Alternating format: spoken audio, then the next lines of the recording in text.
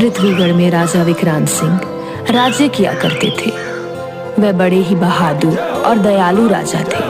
भगवान ने उन्हें सब कुछ दिया था, किंतु उनके घर संतान नहीं थी। एक बार वे अपने बगीचे में बैठे रानी से बात कर रहे थे। कितना अच्छा होता अगर भगवान मुझे संतान देते और मैं उसे बहुत प्रेम करता। हाँ महाराज, मैं भी माँ बनना चाहती हूँ। क्यों ना हम कोई बच्चा गोद ले लें?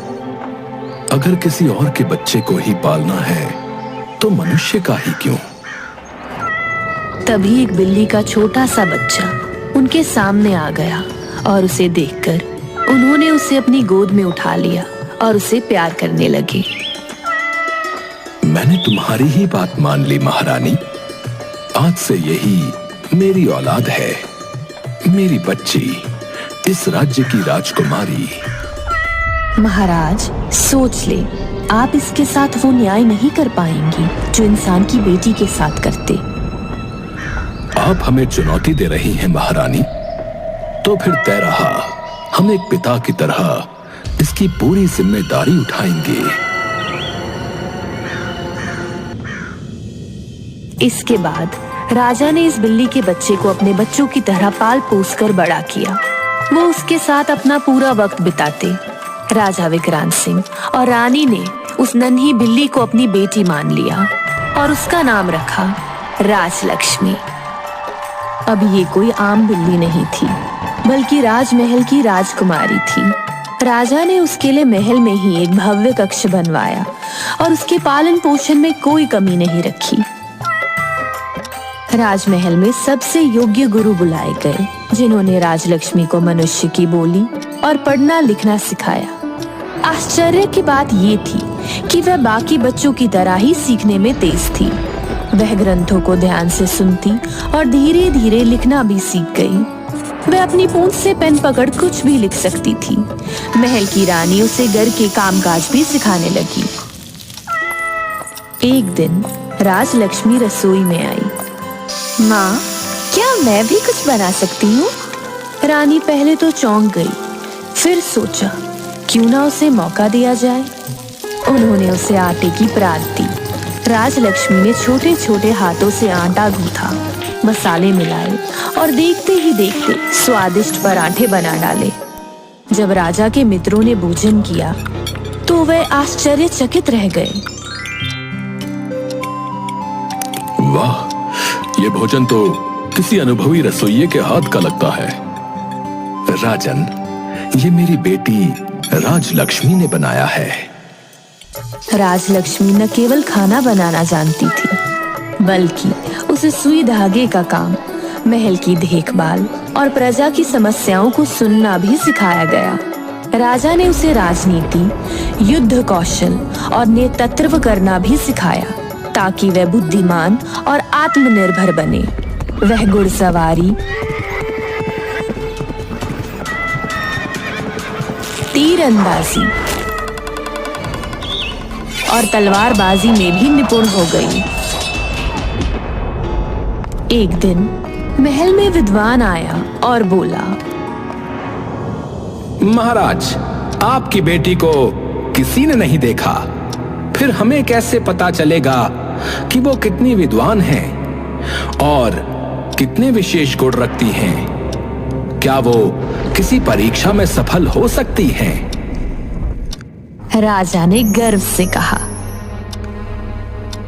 अवश्य, मेरी बेटी किसी भी परीक्षा के लिए प्रस्तुत है, किंतु अपनी प्रतिज्ञा के अनुसार विवाह से पहले उसे कोई देख नहीं सकता। परीक्षा शुरू हुई। विद्वान ने एक कठिन प्रश्न पूछ दिया।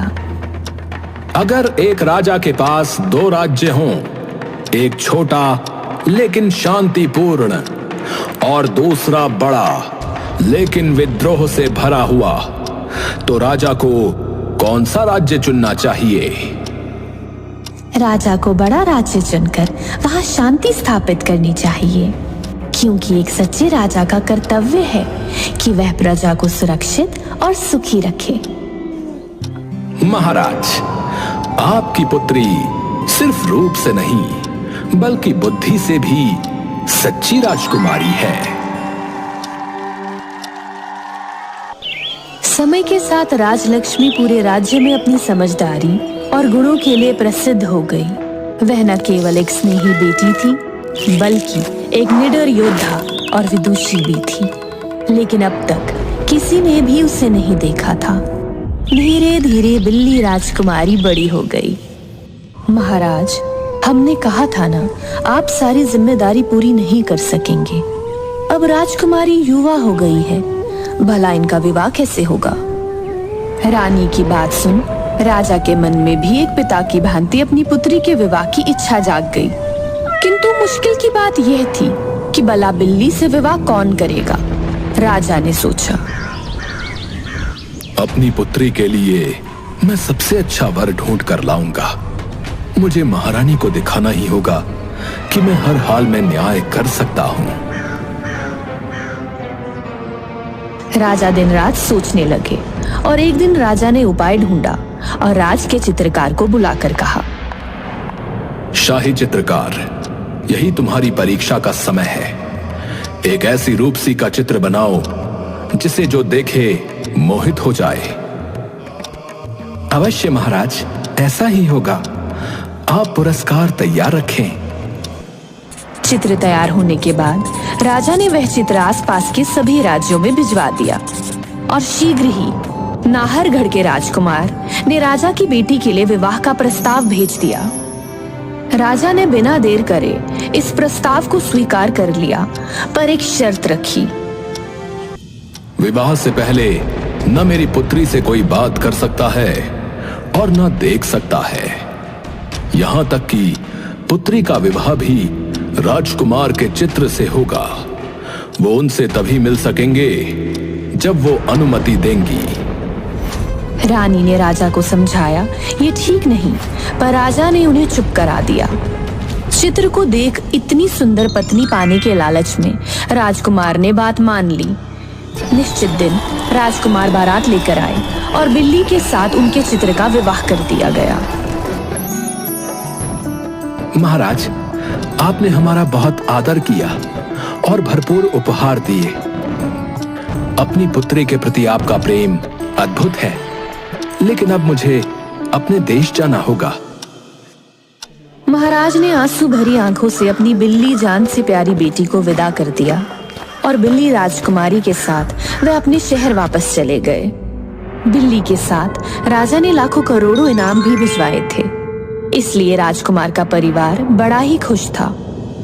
घर पहुंचते ही नाहरगढ़ के राजकुमार को पड़ोसी राजा के अपने राज्य पर युद्ध करने की सूचना मिली और बिना वे अपनी वधू से मिले युद्ध के लिए निकल गए। इधर बिल्ली दुल्हन बनी हुई राजकुमार के परिवार में थी। राजकुमार की माँ जब वधू से मिलने आई तो बिल्ली ने अपना चेहरा दिखाने से इनकार कर दिया। हाय राम, तू इतनी सी है, मेरा बेटा आखिर तेरे साथ कैसे रहेगा? तेरा कद तो 3 फुट का भी नहीं। बचपन से पढ़ी लिखी होने के कारण बिल्ली को मनुष्य की बोली आती थी, इसलिए बिल्ली बोली, माताजी, आप जरा भी परेशान ना हो। मैं बहू होने का कोई भी कर्तव्य नजरअंदाज नहीं करूंगी और आपकी पूरी सेवा करूंगी। आप बस महल से सारे दास दासियां हटा दें और महल में कह खबर फैलवा दें कि दुल्हन ने राजकुमार की लंबी उम्र के लिए 1 साल का व्रत रखा है। वो ना किसी को देखेगी ना बात करेगी। सास ने ऐसा ही किया। सभी लोग महल से चले गए। अरे बहू, कहाँ मर गई? सुबह सुबह घर का काम कौन करेगा? बिल्ली दौड़ती हुई आई और मुस्कुराते हुए बोली, माँ जी, मैं आ गई। बताइए क्या करना है? अरे बहू, 4 पैरों पर क्यों चल रही हो? राजलक्ष्मी संभलते हुए उठी और जल्दी से दुपट्टा ओढ़ लिया। अरे माँ जी, आदत से मजबूर हूँ, लेकिन अब देखिए मैं 2 पैरों पर भी चल सकती हूँ। सास ने बिल्ली का घूंघट उलट दिया और माथा पीटती हुई सास बोली, तू 4 पैर पर चलने वाली बिल्ली है, भला मेरी क्या सेवा करेगी? मेरी तो किस्मत ही फूट गई। अब बिल्ली भला क्या वारिस देगी मुझे? किसी को पता चला तो राजकुमार की नाक कट जाएगी। राजलक्ष्मी ने तय कर लिया था कि वह मेहनत से सासू माँ का दिल जीतेगी। उसने घर का काम संभालने का जिम्मा ले लिया। रसोई में घुसते ही बिल्ली ने सोचा, चाय बनाऊं, पास ही दूध गर्म हो रहा है। आखिर ठहरी बिल्ली, उसने सोचा, चलो पहले इस दूध को चख ही लेती हूँ। जैसे ही उसने दूध में मुंह डाला, गर्म दूध से उसकी नाक जल गई। माँ जी, मेरी नाक जल गई। अरे बहू, मेरे बेटे की तो किस्मत फूट गई। तेरे जूठे दूध की चाय पीनी होगी हमें। माफी मांगते हुए उसने झाड़ू उठाई और पूरे घर में घुमाने लगी, लेकिन आदत से मजबूर उसने झाड़ू को पंजों से पकड़ लिया। अरे बहू, ये क्या कर रही है? माँ जी, मैं अपने स्टाइल में सफाई कर रही हूँ। सासू माँ सर पकड़कर बोली, ये सफाई है या बिल्ली का खेल? अब देख, मेरे दिल में जगह बनानी है तो थोड़ा अलग करके दिखा। तभी राजलक्ष्मी को घर में एक बड़ा मोटा चूहा दिखा जो शाही रसोई से अनाज चुरा लेता था। दासियां उससे परेशान रहती थी। एक दिन रात को चूहा आया तो राजलक्ष्मी ने उसे झपट कर पकड़ लिया। अबे चूहे, मेरे घर में चोरी, अब देख मैं क्या करती हूँ। लेकिन राजलक्ष्मी ने उसे पकड़कर घर से बाहर फेंक दिया। सुबह होते ही सासू माँ खुशी से बोली, अरे बहू, तुमने तो मेरा दिल जीत लिया। मैं सालों से इस चूहे से परेशान थी। खैर बहू, आज बहू बोझ है। आज पूरे घर के लिए खाना तू ही बनाएगी। राजलक्ष्मी ने मेहनत की और गरम गरम पूरियां, आलू का साग और हलवा बनाया। जब सबने खाया तो मजा आ गया। वाह, हमारी बहू तो बहुत ही निपुण है। अब सासू माँ खुद उसकी तारीफें करने लगी। अरे हमारी बहू जैसी दुनिया में कोई नहीं।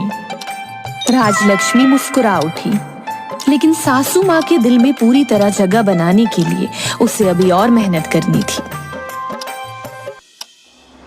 एक दिन सासू माँ गुस्से में थी क्योंकि महल में सफाई ठीक से नहीं हुई थी।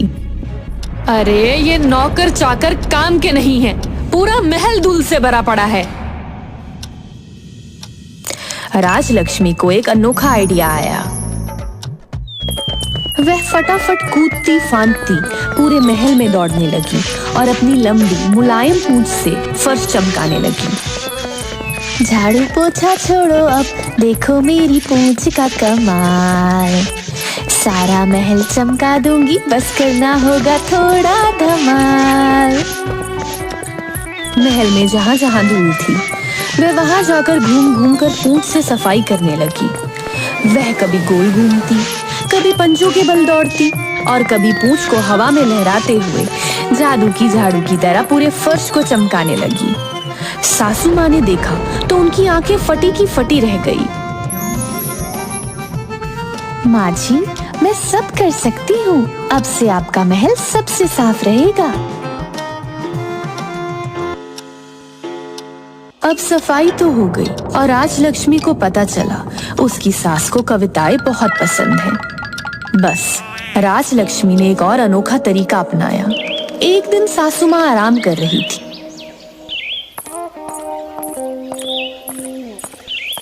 तभी राजलक्ष्मी उनके पास गई और गाने के अंदाज में एक मजेदार कविता सुनाने लगी। सासू माँ कितनी प्यारी हो, गुस्से में लाल मगर दिल से नरम हमारी हो। खाने में बना दे जो हलवा पूरी, आपकी तारीफ में बहू लिखेगी गजब की कहानी पूरी। सासू माँ पहले तो गुस्से में नाक चढ़ाकर बोली, ये क्या नाटक कर रही हो बहू? लेकिन फिर जब उन्होंने देखा तो उनकी हंसी छूट गई। बिल्ली खास बात, करती काम झटपट दिन रात, पूंछ से करती महल सफाई, फिर भी सासू माँ की फटकार पाई। अब तो सासू माँ ने हंसते हंसते बहू को गले लगा लिया। अरे पगली, तू तो सच में मेरी सबसे प्यारी बहू है। बिल्ली घर का पूरा काम करने लगी, जैसे वह घर की सफाई करती, पोछा लगाती और खाना बनाती, यहाँ तक कि रात में अपनी सास के पैर भी दबाया करती।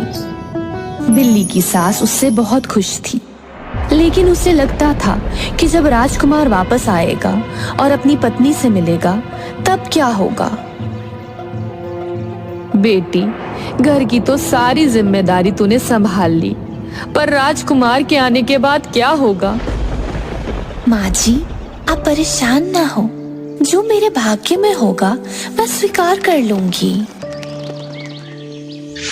एक दिन बिल्ली अपनी पूंछ में झाड़ू बांधकर मंदिर की सफाई कर रही थी तो दूसरी बिल्ली ने उसको इतनी मेहनत करते देखकर पूछा, बिल्ली, तुम दूसरे घर जाकर दूध पीने के बदले इस घर में इतना काम क्यों कर रही हो?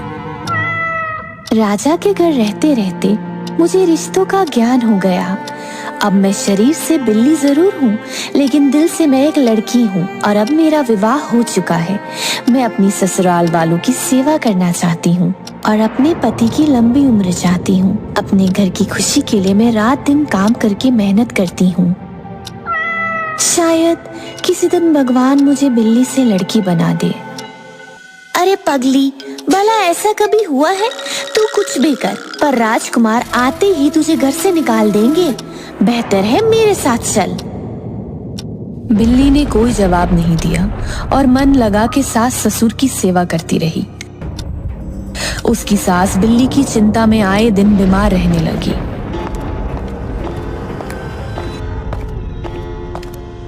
आखिर ऐसी क्या बात है महारानी जी जो आपको खाए जा रही है? हो सके तो कृपया मुझे बताएं, मैं आपकी सहायता अवश्य करूंगा। सास ने राजवैद्य को विश्वास में लेकर अपनी सारी पीड़ा बताई। इसका उपाय तो है, पर क्या ये बिल्ली इतना कठिन उपाय कर पाएगी? सास ने बहू को बुलवाया और बोली, आप सीधे उपाय बहू को बता दे, आगे इसका भाग्य। देखो बेटी, आज से 7 दिन बाद पूर्णिमा है और 8वें दिन राजकुमार आ जाएंगे। इन्हीं दिनों में तुम्हें आज से रोज रात को सुमेधु पर्वत पर जाकर वहां बने स्वर्ण जल वाले तालाब में 7 डुबकियां लगाते हुए अपनी इच्छा बोलनी होगी। पूर्णिमा के दिन वहां एक नील कमल खिलता है, वो 7वां दिन होगा। अगर 7वें दिन नील कमल को तुमने छू लिया तो जो चाहोगी वो होगा। महाराज, मैं ये करने की कोशिश करूंगी। परंतु ये इतना आसान नहीं है, वहां केवल 2 पैर वाले ही जा सकते हैं। अगर तुमने 4 पैर रखे तो तुम राख बन जाओगी। मुझे मंजूर है। पिताजी की इज्जत और सासू माँ का सपना पूरा करने के लिए मैं ऐसा करूंगी।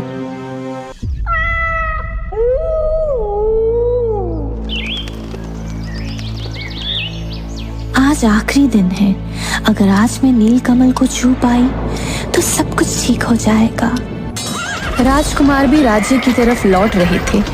जब वो सुमेधु पर्वत पर पहुंचे तो उन्होंने एक बिल्ली को हाथ में डंडे बांधे चलते देखा। उसे कोई मायावी राक्षस समझा। सेनापति, सरोवर में कोई मायावी शक्ति नील कमल को छूना चाहती है। अगर ऐसा हुआ तो वो अपनी इच्छा पूरी कर राज्य को नुकसान पहुंचा सकती है। यहीं रुको, मैं इसका अंत करके आता हूं। दूसरी तरफ बिल्ली अभी ये सोच ही रही थी कि अचानक राजकुमार ने तीरों से उस पर आक्रमण कर दिया। वो वार पर वार रोक रही थी। उसे डर था कि कहीं उसके 4 पैर धरती पर ना लगे। सैकड़ों तीर उसके बदन में गड़ गए, पर उसने हिम्मत ना छोड़ी। दर्द से तड़पती हुई वह अपनी आखिरी सांस को रोक तेजी से नील कमल पर कूदी। और अगले ही पल एक बहुत खूबसूरत लड़की में बदल गई। सरोवर के नजदीक जब राजकुमार ने बिल्ली के बदले तीरों से घायल एक खूबसूरत लड़की को देखा तो वह हैरान रह गए। अरे ये क्या माया है? अभी तो मुझे यहाँ एक बिल्ली दिख रही थी, पर ये मासूम तो कोई राजकुमारी लगती है। राजकुमार ने देखा सरोवर के किनारे राजघराने के राजसी वस्त्र रखे थे। वह समझ गया ये युवती उसकी ही पत्नी है। वह उसे घर ले आया। ओह, ये तो बिल्कुल उसी चित्र की तरह है। यानी ये मेरी ही पत्नी है जो मेरे आने की राह देख रही होगी, और मैंने उसे घायल कर दिया। अब तक महल में किसी ने उसे नहीं देखा था।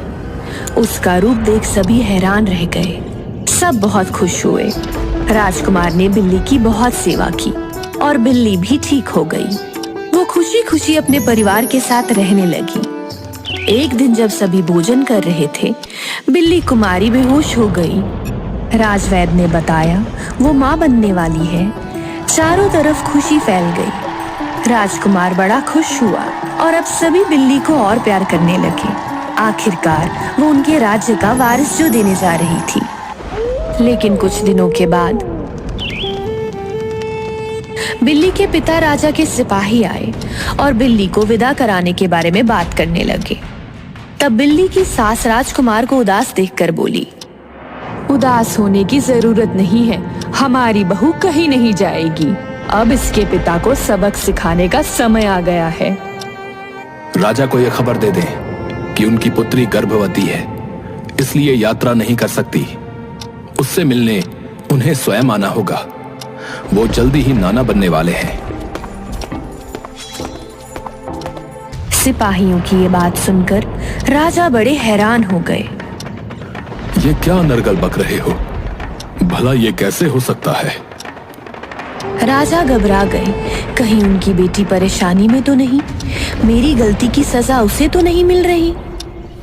मैंने पहले ही कहा था महाराज, अब देखिए क्या होता है। महाराज जल्दी से जल्दी बिल्ली की ससुराल पहुंचे। राजा को सबक सिखाने के लिए राजकुमार ने अपने राज्य से एक बिल्ली पकड़कर राजा के पास भिजवा दी। जब राजा ने अपनी बिल्ली की जगह दूसरी बिल्ली को देखा तो वो घबरा गए। तभी बिल्ली से राजकुमारी बनी उनकी बेटी वहां आई और उनके गले लग गई। राजा तुरंत पहचान गए, यही उनकी बेटी है। पुत्री राजलक्ष्मी। पिताजी, हाँ, मैं आपकी पुत्री राजलक्ष्मी ही हूँ। राजकुमारी की सासू ने उन्हें सारी बात बताई तो उन्हें अपनी गलती समझ में आ गई। महाराज बहुत खुश हुए। भगवान की दया से उनको एक बेटी मिल गई थी। पुत्री, मुझे क्षमा कर देना, परंतु मेरी दृढ़ इच्छा शक्ति की जीत हुई। मेरी पुत्री का पुनर्जन्म हुआ। मैं धन्य हुआ पुत्री। उन्होंने राजकुमार से अपने किए के लिए माफी मांगी। राजकुमार ने उन्हें माफ कर दिया और सब लोग आराम से रहने लगे।